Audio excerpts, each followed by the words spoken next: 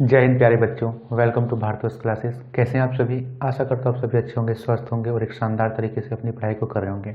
तो बच्चा, पिछले वीडियो में हम सभी ने को समझा था। हमने परिचय को देखा था कि समांतर श्रेणी क्या होती है, सार्व अंतर क्या होता है, प्रथम पद क्या होता है, द्वितीय पद क्या होता है, हम लोग अगले पद को कैसे याद करते हैं। हमने इस सभी चीज़ों को अपने पिछले वीडियो में देखा। तो अभी तक आप सभी ने उस वीडियो को नहीं देखा तो पहले उससे सीखिए। उसके बाद ये प्रश्नावली आप सभी को और भी ज़्यादा आसान लगेगा। तो चलिए प्रश्नावली 5.1 प्रारंभ करते हैं। प्रश्नावली 5.1 का प्रथम प्रश्न आप सभी के सामने है। कह रहा है, निम्नलिखित स्थितियों में से किन स्थितियों में संबंध संख्याओं की सूची एपी है और क्यों। ठीक है, जो नीचे कुछ समस्याओं दे रखी है उसमें बताना है कि वे समस्याएं क्या, उन समस्याओं को यदि हम संख्याओं के रूप में लिखें तो क्या वे सूची एपी होगी। एपी के लिए क्या कंडीशन है? एपी के लिए एक ही कंडीशन है कि उसका अंतर है वो समान होना चाहिए। जब हम उन संख्याओं को लिखें, उन सूचियों को, तो उनका सार्व अंतर समान होना चाहिए। प्रथम प्रश्न दे रखा है कि प्रत्येक किलोमीटर के बाद टैक्सी का किराया, जबकि प्रथम मीटर के लिए किराया 15 रुपये है और प्रत्येक अतिरिक्त किलोमीटर के लिए किराया 8 रुपये है। एक टैक्सी ड्राइवर है, वो जो प्रत्येक किलोमीटर यानी जब वह प्रथम किलोमीटर जाता है तो वह 15 रुपये लेता है। उसके बाद कहता है कि प्रथम किलोमीटर के बाद मैं जितना भी चलूँगा उसके 8 रुपये लूँगा। तो इसमें देखते क्या यह एपी है। कह रहा है कि प्रथम किलोमीटर के लिए किराया 15 रुपये, तो प्रथम किलोमीटर के किराया हमने 15 रुपये लिखा। और कह रहा है इसके बाद जितने भी आप किलोमीटर जाओ उसमें 8 जोड़ते जाओ, उसके बाद जितना भी लगेगा उसमें 8 रुपये आपको लगेगा। प्रथम किलोमीटर के लिए तो 15 रुपये लगेगा, उसके बाद जितना भी आप जाओ उसके बाद 8 रुपये आप सभी को लगेंगे। तो 15 में 8 जोड़ेंगे तो यहाँ से 8 में हम लोग को जोड़ना है, 23 लगेगा। यहाँ पे क्या करेंगे, 23 में से 8 जोड़ेंगे, 23 में से 8 जोड़िए 31 आएगा। 31 में फिर क्या करना है, 8 जोड़ना है तो 39 आएगा। 39 में फिर 8 जोड़ेंगे, कितना आएगा, 47 आएगा। इसी प्रकार यह चलते जाएगा। यानी इसका जो अंतर है, यहाँ पे भी 8 होगा, यहाँ पे भी 8 होगा, यहाँ पे भी 8 होगा, यहाँ पे भी 8 होगा। यानी इसका जो सार्व अंतर होगा वो 8 होगा। तो हम लोग लिखेंगे सार्व अंतर।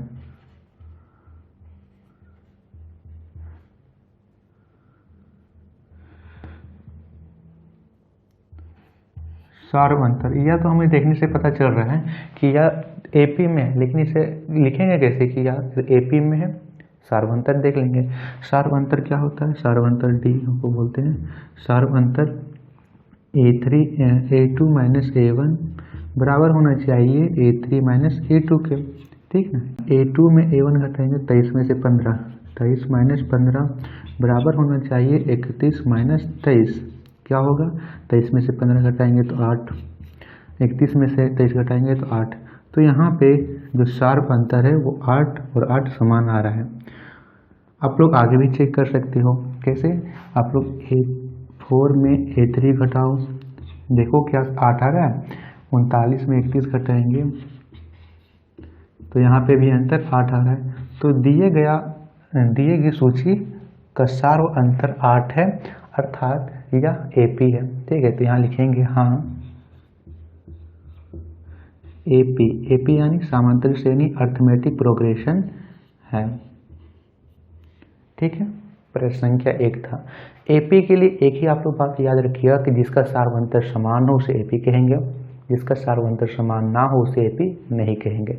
प्रश्न संख्या 2 को देखते हैं। प्रश्न संख्या 2 लगाइए।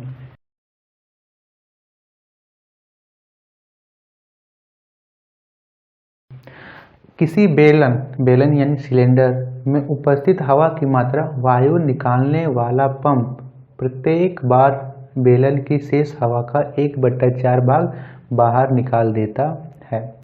देखिए यहाँ पे बेलन की बात की जा रही है, जिसमें एक पंप है, उस बेलन से कितना निकालता है, निकालने वायु उस बेलन से प्रत्येक बार 1/4 हवा बाहर निकाल देता है। शेष हवा का 1/4 भाग बाहर निकाल देता है। पहले तो उस सिलेंडर में कुछ हवा होगी और पैप, देखिए यहाँ पे कुछ यह सिलेंडर हो गया, यहाँ पे एक पैंप लगा हुआ है और कह रहा है कि यह जो पैंप है प्रत्येक बार अब पंप कराया जाता है। आप लोग इस पाइप को मान सकते हो, जो आप लोग साइकिल में हवा भरते हो पंप उसे बोलते हो, उसमें कह रहा है कि जितने बार प्रेशर इसमें दिया जाता है तो प्रत्येक बार वह 1/4 भाग इसे बाहर निकाल जाता है।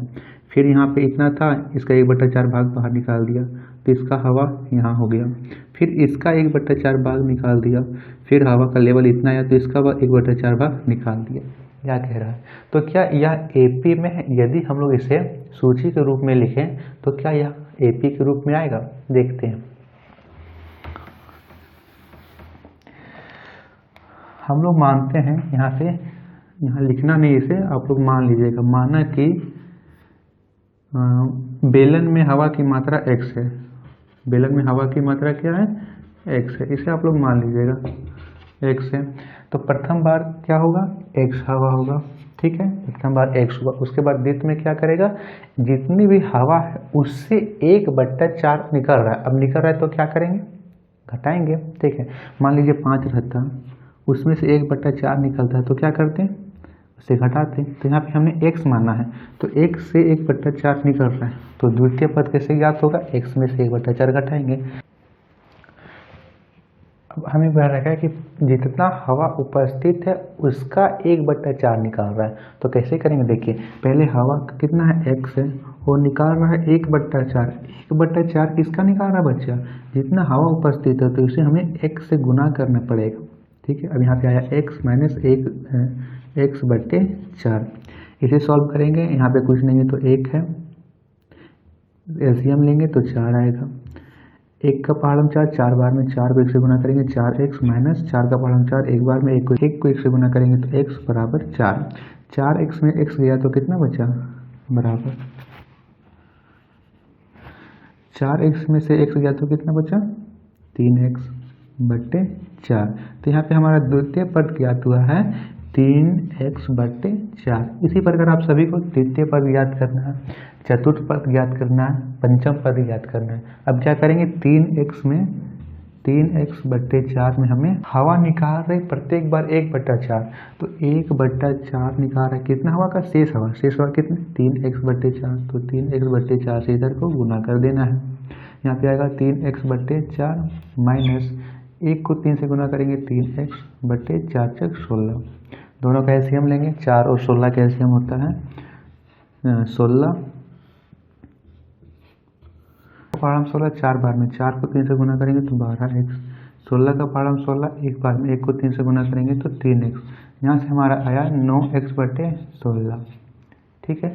यहाँ से हमारा जो पद ज्ञात हुआ है 9x/16, तो तृतीय पद होगा 9x/16। अब इसी प्रकार हम चतुर्थ पद ज्ञात कर लेते हैं। उसके बाद हम सभी देखेंगे कि क्या यह जो सूची है वो एपी में है।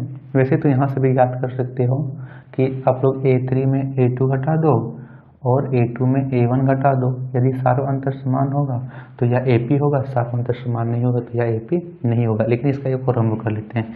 यहाँ पे क्या कह रखा है कि आप लोग इसे पहले ले लो, 9x/16 में घटाना है क्या?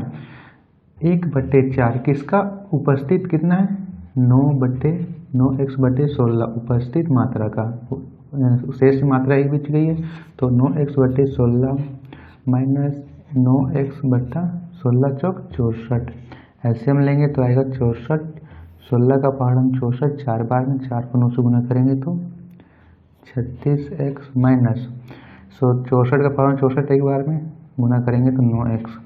घटाइए कितना आएगा?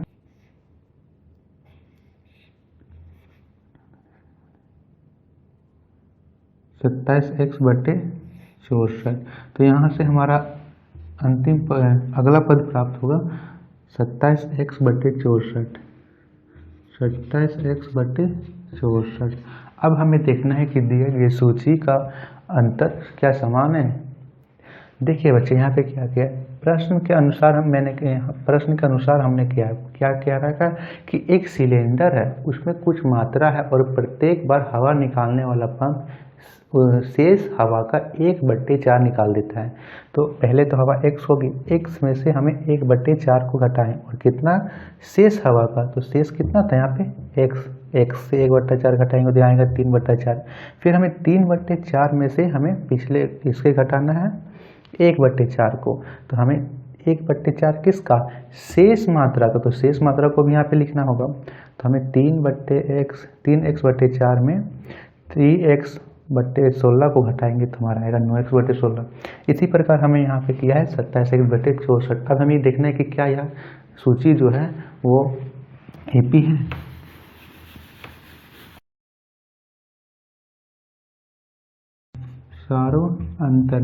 सार्व अंतर देख लेते हैं। अगर सार्व अंतर समान होगा तो एपी होगा, सार्व अंतर समान होगा तो एपी, समान नहीं होगा तो एपी नहीं होगा। यहाँ देखते हैं सार्व अंतर a2 - a1 बराबर होना चाहिए a3 - a2 के। a2 कितना दे रखा है 3x/4 घटाना है x, a3 कितना है 9x/16 घटाना है हमें 3x/4।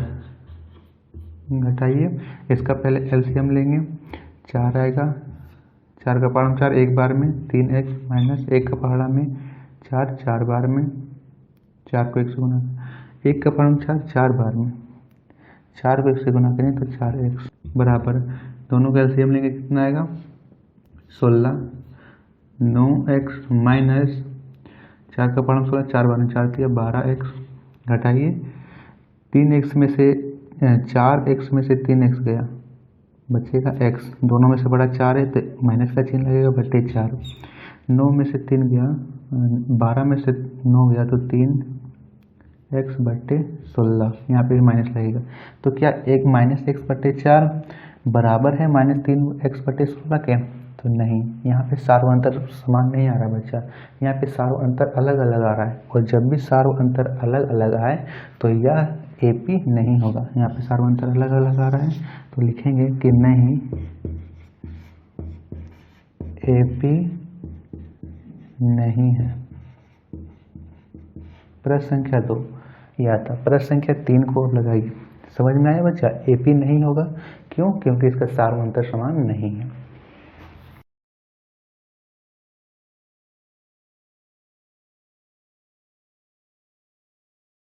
कि प्रत्येक मीटर की खुदाई के बाद एक कुआं खोदने में आई लागत, जबकि प्रथम मीटर खुदाई की लागत 150 रुपये है और बाद में प्रत्येक मीटर खुदाई की लागत 50 रुपये बढ़ती जाती है। कोई कुआं खोदा जा रहा है, उसने कह रहा है कि आप यदि 1 मीटर खोदोगे, प्रथम 1 मीटर, तो उसकी लागत 150 रुपये आती है और उसके बाद जितना भी आप खोदते जाओगे तो पहले तो 150 रुपये लग रही है, उसके बाद उसमें 50 बढ़ती जाएगी, यानी पहले 150 लगेगी, फिर उसमें बढ़ाएंगे 50 तो कितना होगा 200, फिर उसमें 50 बढ़ाएंगे तो 250, फिर उसमें 50 बढ़ाएंगे तो 300, इसी प्रकार 50-50 बढ़ती जा रही है। तो क्या यह जो इसमें आप सूची बनाओगे तो क्या यह अर्थमेटिक प्रोग्रेशन में होगी, देखते हैं। लिखेंगे प्रथम मीटर की खुदाई की लागत 150, तो 150 आएगी प्रथम में आएगी 150, दूसरे बार में आएगी 200, तीसरे बार में आएगी, इसमें 50 जोड़ना है ना, 50 रुपये बढ़ रही है तो 250, चौथे बार में आएगी 300, पाँचवें बार में आएगी 350। हमें कह रखा है कि क्या यह एपी में हो, एपी में है। सार्व अंतर देख लेते हैं हम। सार्व अंतर होता है a2 - a1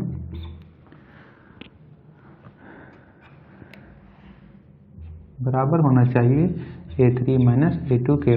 a2 कितना दे रखा है 200 माइनस 150, a3 कितना दे रखा है 250, a2 कितना है 200, घटाएंगे तो आएगा 50, यहाँ पे भी आए 50। तो दिए गए सूचियों का सार्व अंतर 50 है, तो यह जो सूची है वो एपी में है। तो लिखेंगे हाँ एपी है, एपी है, इतना लिख देना। अब आपसे पूछा जाए कि बताइए कि दिए गए सूची एपी क्यों है, कारण पूछा जाए, क्योंकि प्रश्न में कह रखा है कि कारण बताइए, पूछ रखा है कि दिए गए जो समस्याएं हैं, समस्याओं का संबंध एपी से है और एपी से है तो क्यों है, क्यों लगा दें तो क्यों का है। अब लिखेंगे एपी है, एपी क्यों है, यहाँ पे लिखिएगा आगे क्योंकि सार्व अंतर समान है, बस इतना ही लिख देना है। चलिए अब हम लोग देखते हैं प्रश्न संख्या 4। प्रश्न संख्या 4 दे रखा है कि खाते में प्रत्येक वर्ष मिश्र धन जबकि 1,00,000 है 1030 रुपये, जबकि 10,000 रुपये की राशि 8% वार्षिक की दर से चक्रवृद्धि ब्याज पर जमा की जाती है। यहाँ पे एक आप लोग शब्द समझिए, चक्रवृद्धि ब्याज। ब्याज दो प्रकार से होते हैं, एक होते हैं चक्रवृद्धि ब्याज, दूसरा होते हैं साधारण ब्याज। चक्रवृद्धि ब्याज क्या होता है, उसमें ब्याज पर ब्याज लगता है। जैसे समझिए,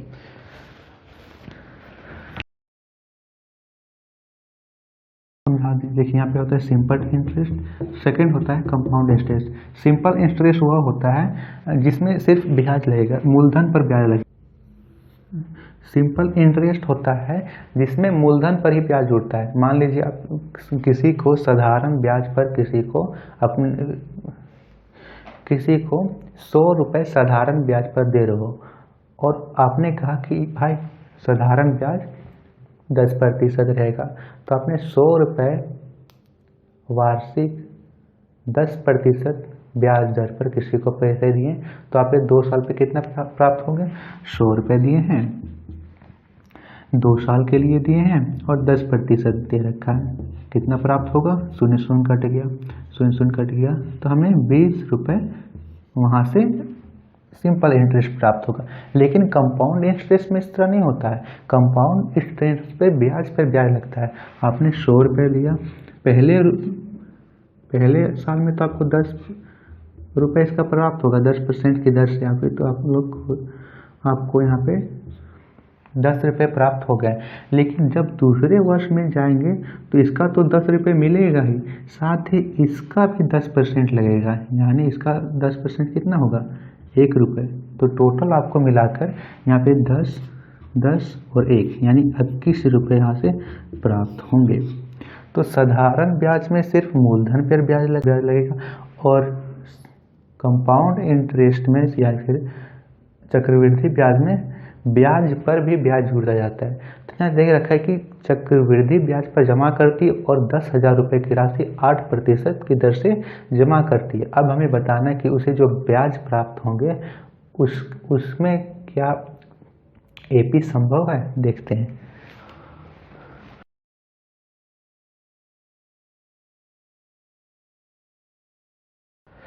प्रश्न संख्या 4 दे रखा है कि खाते में प्रत्येक वर्ष मिश्र धन जबकि 10,000 रुपये, पहले तो दे रखे हैं 10,000 रुपये लगाती है, तो प्रथम पद हमें ज्ञात हो गया 10,000 है।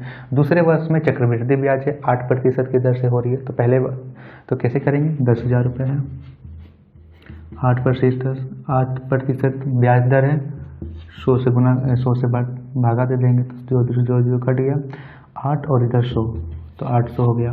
यानी 10,000 में 800 जोड़ दो तो दूसरे में होगा 10,800 रुपये, या हुआ मूलधन या हुआ ब्याज, दोनों मिलाकर हमारा आ गया मिश्र धन। तो 10,800 हमारा आ गया मिश्र धन। फिर हमें 10,800 पर ब्याज लगेगा कितना, 8% ही ब्याज लगेगा एक दूसरे वर्ष के लिए। पहले वर्ष के लिए तो यहाँ दूसरे वर्ष के लिए अब है, तो 2 0 से 2 0 कट गया, फिर से गुना कीजिए, 8 64 के 4 हाथ में 6, 8 0 6, 8 1 8, 864। ठीक है, अब देखिए 10,800 में 10,000 घटाएंगे तो कितना बचेगा, 800। 11,664 में 10,800 घटाएंगे तो बचेगा 864। क्या 800 864 के बराबर है, नहीं है, तो लिखेंगे एपी नहीं है, क्योंकि सार्व अंतर समान नहीं है। चलिए एक चीज़ आप लोग और सीख लिए कि मिश्र धन क्या होता है, मूलधन क्या होता है और ब्याज क्या होता है। ठीक है, इसे नहीं भूलिए। यहाँ पे 11,664 ही आएगा। चलिए अब हम लोग देखते हैं प्रश्न संख्या 2 में। प्रश्न संख्या 2 क्या दे रखा है, पढ़िए। प्रश्न संख्या 2 दे रखा है कि दी हुई एपी के प्रथम 4 पद लिखिए जबकि प्रथम पद ए और सार्व अंतर डी निम्नलिखित है। यह तो इजी क्वेश्चन है, आपने बेसिक वीडियो को देखा होगा तो यह तो बहुत इजी लगता होगा आप सभी को, आप लोग बना भी लिए होंगे, फिर भी देख लीजिए एक बार। बहुत इजी क्वेश्चन है बच्चा, उसे जरूर देख लीजिएगा। जो इंट्रोडक्शन वाली क्लास है उसे जरूर देख लीजिए।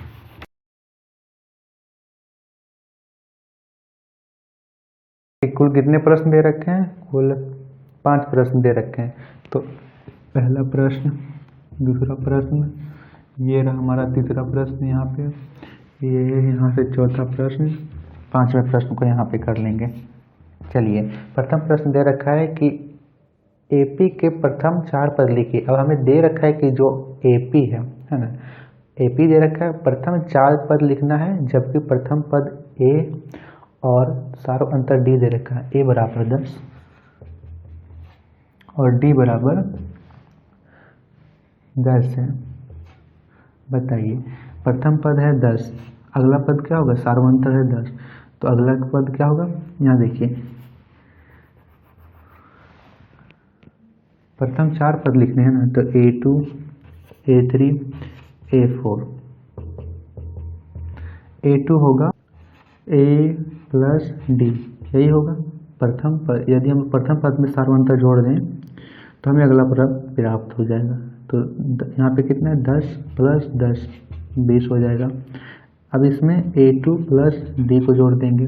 A2 कितना है, 20 प्लस 10 30 प्राप्त हो जाएगा।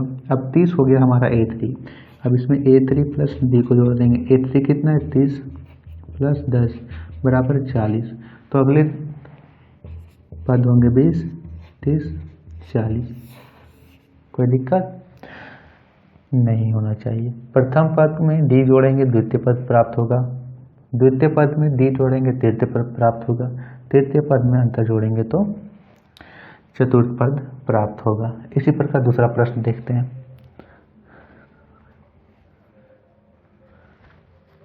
दूसरा पद दे रखा है कि -2 डी है 0, -2 और यहाँ पे ए दे लिख लीजिए, ए बराबर -2 डी बराबर 0 दे रखा है। तो A2 A3 A4 क्या होगा, A2 क्या होगा, A प्लस डी, -2 प्लस 0 तो माइनस का 2 ही होगा। इसे मिटा देता हूँ अभी के लिए, आराम से समझ लीजिए। पहले -2 होगा। A3 क्या होगा, A2 प्लस डी, A2 कितना है -2, इसमें फिर 0 जोड़ना है, -2 ही आएगा। A4 कितना होगा,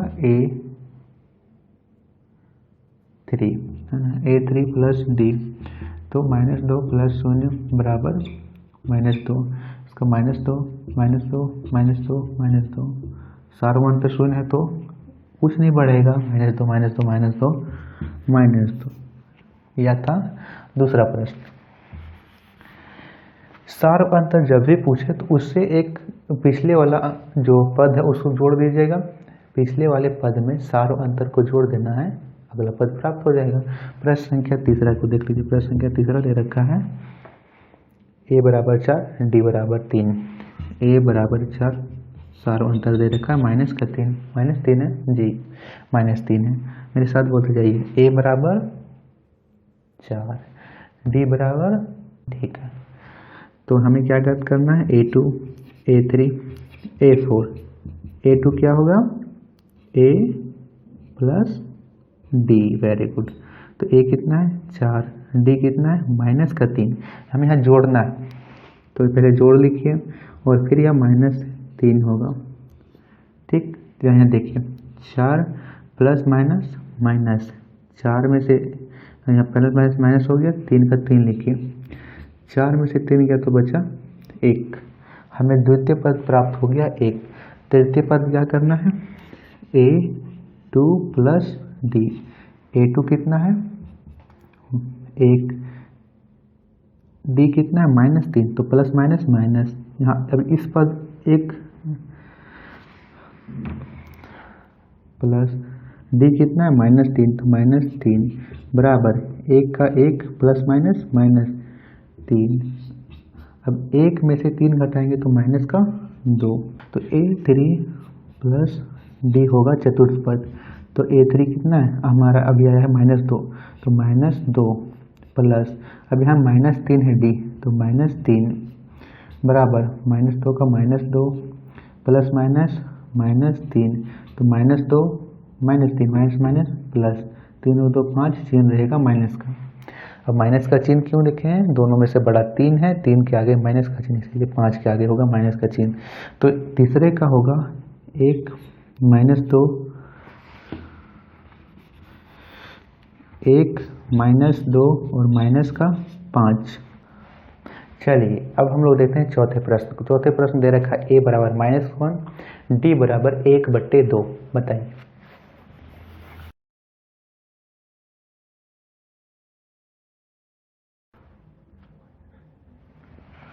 -1 1/2,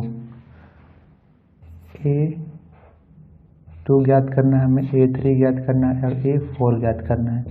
A2 कितना होगा A प्लस डी, A3 कितना होगा A2 प्लस डी, A4 कितना होगा A3 प्लस डी। A कितना है -1, D कितना है 1/2, दोनों को जोड़ देना है। अब देखिए यहाँ से आप सभी एक कर सकते हो कि इन दोनों का यहाँ पे एलसीएम ले लिए फिर कर लिए, लेकिन आप लोग देखिए यहाँ पे ध्यान से देखिए तो यह एक मिश्रधन है, और मिश्रधन को आप लोग कैसे हल करते हो, तो मान लीजिए यहाँ पे लिखा है 1 2/3, कैसे हल करते हो, 3 एकम 3, उसमें 2 जोड़ देते हैं। तो यहाँ पे भी 2 प्लस दे रखा है, इसके हम जो जोड़ते कैसे थे, या इस प्रकार लिखा हुआ होता था, 3 एकम 3 और 2 5/3 ऐसे आता था। अभी यहाँ पे माइनस तक दे रखा है, तो कैसे करेंगे, देखिए यहाँ पे 3 एकम 3 माइनस का 3 आ गया और प्लस 2, तो माइनस प्लस माइनस 3 में से 2 गया तो 1, यानी -1, तो -1/3 आता था। इसी प्रकार यहाँ करना है, तो 2 एकम 2 -2 और -2 प्लस 1 माइनस प्लस माइनस, तो -1/2 यहाँ से ज्ञात होगा। क्लियर। अब देखिए A3 क्या दे रखा है A2 प्लस डी, A2 कितना है -1/2, हमें D को जोड़ना है, प्लस 1/2 माइनस का 1/2 प्लस का 1/2, ये तो कट गया, 0 आया, यहाँ से तो 0 आया। अगर करना है A3 प्लस डी, A3 कितना है 0 प्लस D कितना है 1/2, जोड़ेंगे तो 1/2 ही आएगा। हमारा दूसरा पद हुआ -1/2, तीसरा पद हुआ 0, -1/2 0, और जो पंचम चतुर्थ पद ज्ञात हुआ है 1/2 ज्ञात हुआ। तो यह था चौथा प्रश्न यह था।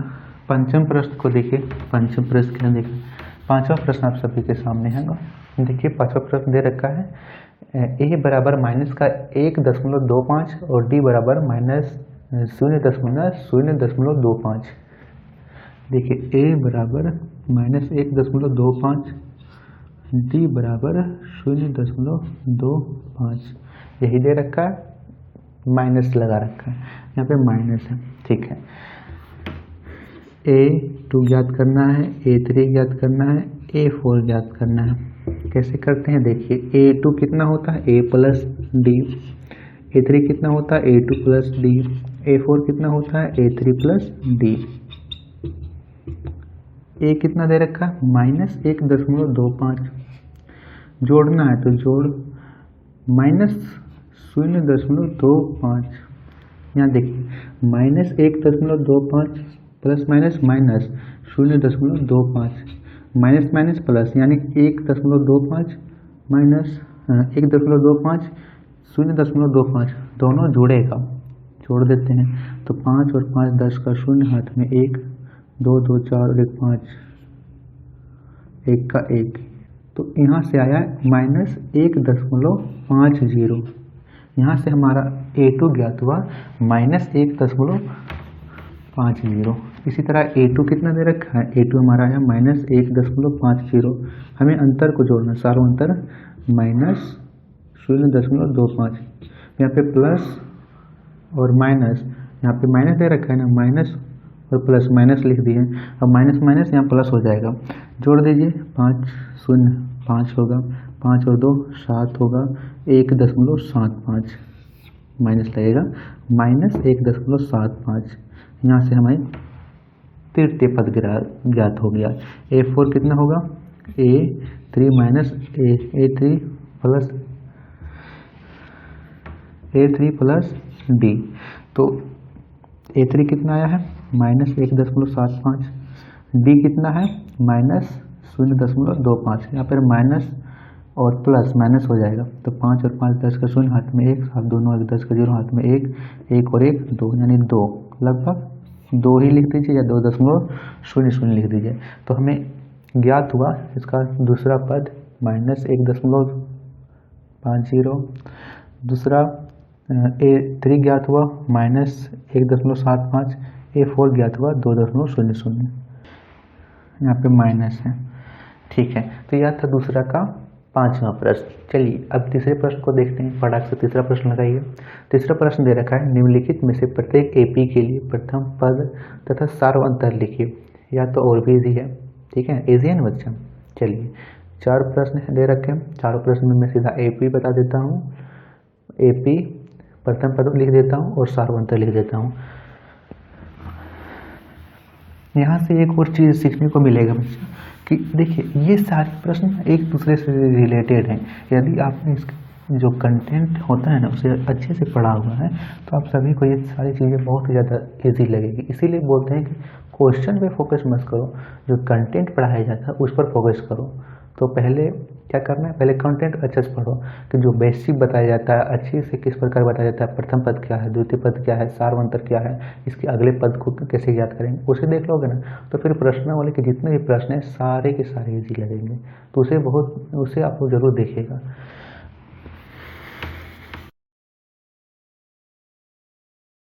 दूसरा का दे रखा है कि AP हमें याद करना है, AP दे रखा है, AP है ना, हमें प्रथम पद याद करना और सार्व अंतर। प्रथम पद को बोलते हैं A, सार्व अंतर को बोलते हैं D। यह पहले के लिए हुआ, दूसरे के लिए A और D, तीसरे के लिए A और D। प्रश्न लगा दीजिए। प्रश्न दे रखा है कि 3 1 -1 -3, 3 1 -1 -3, प्रथम पद क्या होगा, 3 हो जाएगा, जो शुरू में दे रखा है प्रथम पद है। D बदले कि सार्व अंतर भी याद करना है। सार्व अंतर क्या होता है, आप लोग कोई भी पिछले पद में पहले पद में पिछला पद घटा दो। A3 में है तो A2 को घटा दो, ठीक है। A5 में A4 को घटा दो या फिर A2 में A1 को घटा दो, अंतर तो समान होगा क्योंकि प्रश्न में दे रखा है कि AP है उसमें घटाना है। तो हम घटाते हैं, यहाँ पे A2 है, A1 को घटा देते हैं। A2 कितना, 1 -3, घटाएंगे तो आएगा -2, सारों अंतर हमारा हो गया -2। प्रथम पद हुआ 3।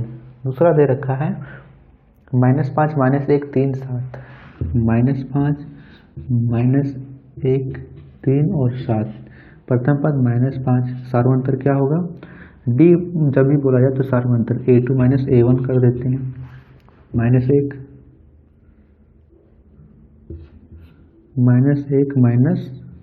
-5, तो -1 प्लस प्लस 5 4 हो जाएगा, प्लस 5 में से 1 गया तो 4, दोनों में से बड़ा है 5, 5 के आगे प्लस का चिन्ह, तो 4 के आगे भी होगा प्लस का चिन्ह प्लस का लगाओ या ना लगाओ उससे कोई फर्क नहीं पड़ता है, तो 4 होगा हमारा।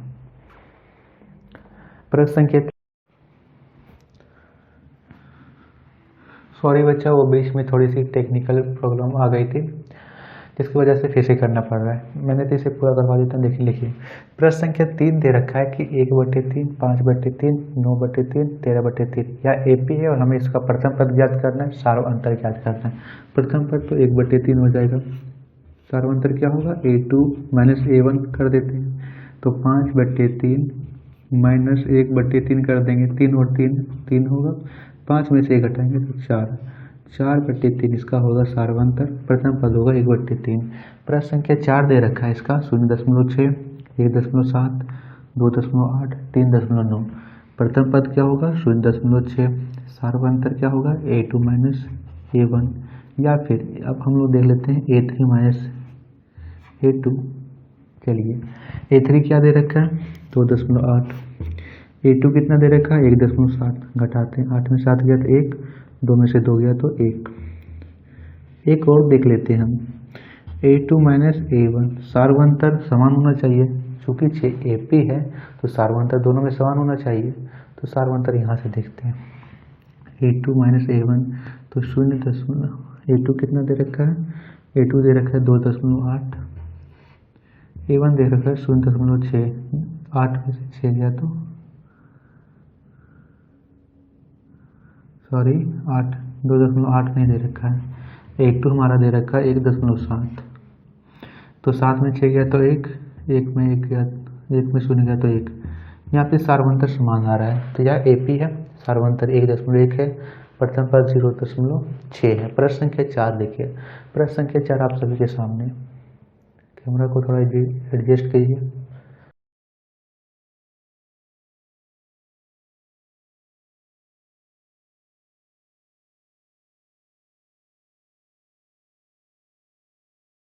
चलिए देखिए प्रश्न संख्या 4 का पहला प्रश्न दे रखा है, पहले प्रश्न संख्या 4 दे रखा है कि निम्नलिखित में से कौन कौन AP है। यदि कोई AP है तो इसका सार्वंतर ज्ञात कीजिए और इनके तीन और पद लिखिए।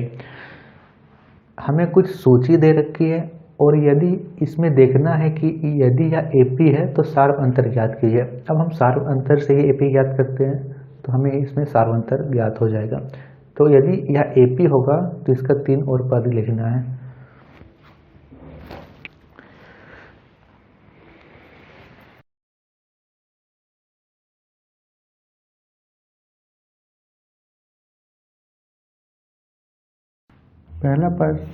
पहला प्रश्न दे रखा है 2, 4, 8, 16, 2, 4, 8, 16।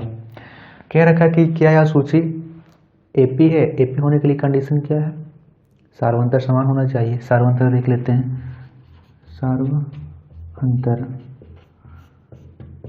A3 माइनस A2 बराबर होना चाहिए A2 माइनस A1 के, तभी तो A3 कितना है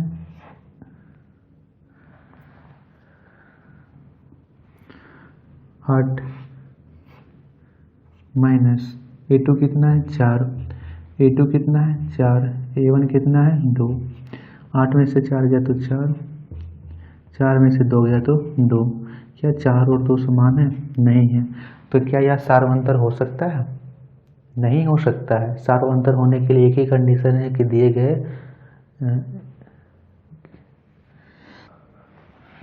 तो क्या यह सूची AP हो सकती है, नहीं हो सकती है। क्यों, AP होने के लिए एक ही कंडीशन है कि सार्वंतर समान है। जब भी पूछा जाए बच्चा, कई बार मैं बोल रहा हूँ कि जब भी पूछा जाए कि AP है तो सार्वंतर देखिए, सार्वंतर समान है तो AP है, सार्वंतर समान नहीं है तो AP नहीं है। तो यहाँ पे लिखेंगे कि नहीं, AP नहीं है, क्योंकि सार्वंतर D समान नहीं है, समान नहीं है। प्रश्न संख्या 2 को देखिए, प्रश्न संख्या 2 दे रखा है, इसे इधर से आप लोग स्क्रीनशॉट भी ले लीजिएगा। 2, 5/2, 3, 7/2, 2, 5/2, 3, 7/2। पर इसका प्रथम पद 2 है, लिखते हैं पहले सार्वंतर, सार्वंतर D। क्या हो करेंगे, अब हम लोग इसे लिखते हैं A2 माइनस A1 बराबर होना चाहिए A3 माइनस A2 के। किसी भी दो पदों का अंतर, यानी पहले पद में से पीछे वाले पद को घटाएंगे उसका, और इन दोनों का किसी का अंतर समान होना चाहिए, ठीक है। तो यहाँ दे रखा है A2 कितना 5/2, घटाना है A1 को यानी 2 बराबर A3 कितना है 3, घटाना है 5/2 को, समान होना चाहिए। यदि AP है तो समान होना चाहिए। देखिए यहाँ पे क्या होगा, एलसीएम ले सकते हो तो 2 आएगा एलसीएम, 2 का फार्म 2 एक बार में, 1 को 5 से गुना करेंगे 5, माइनस 1 का फार्म 2 2 बार में, 2 दूनी 4, कितना आएगा 1/2। यहाँ से देखते हैं 3 दूनी 6, 6 में से 5 गया तो 1/2 है ना। यहाँ पे भी आप लोग कर सकते हो, 3 दूनी 6, 6 में से 5 गया तो 1/2, तो यहाँ पे आया 1/2। इन दोनों का सार्वअंतर समान आ रहा है 1/2 और यहाँ पे भी 1/2। तो दे रखा है कि यदि सार्वअंतर समान हो तो 3 और पद ज्ञात कीजिए, यानी हमें इसमें A1 A2 A3 A4 दे रखा है, तो A5 A6 और A7 तक ज्ञात करना है। A5 A6 और A7 ज्ञात करना है। A5 क्या होगा, A5 होगा A4 प्लस D होगा।